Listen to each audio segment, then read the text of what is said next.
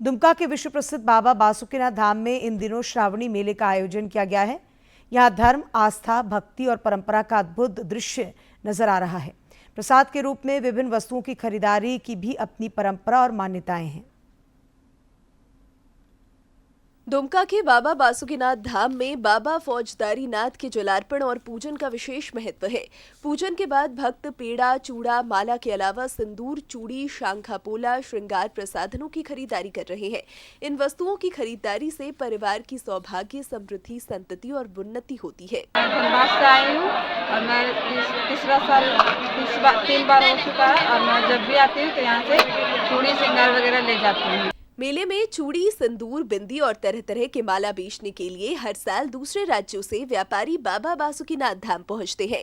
बिहार के मधेपुरा के सुरेश इन्हीं कारोबारियों में से एक है, जो हर साल यहाँ बद्धी बेचने आते हैं। माला बद्धी बेचते हैं प्रसाद के रूप में। हम लोग मधेपुरा जिला बिहार से आए हैं और बहुत ही सुंदर दुकान चल रहा है यहाँ पे। स्थानीय दुकानदार राम प्रसाद आर्य ने कहा कि हर दिन शाम में कई ट्रक सामान आते हैं, जिनकी काफी बिक्री होती है। इनमें मुख्य रूप से प्रसाद, श्रृंगार, खिलौना, शंख और रुद्राक्ष की माले की बिक्री अधिक होती है।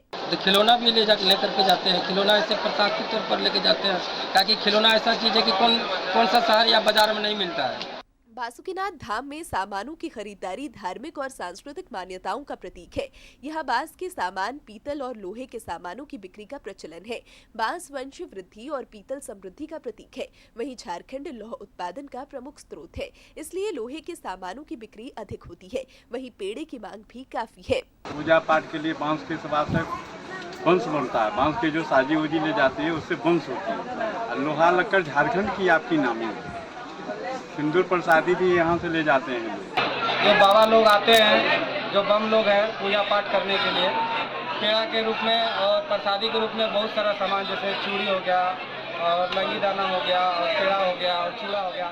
प्रसादी के रूप में बहुत तरह का चीज यहाँ हमारे यहाँ मिलता है।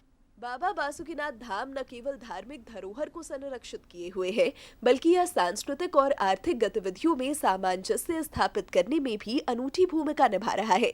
डीडी न्यूज के लिए दुमका से आर के नीरद की रिपोर्ट।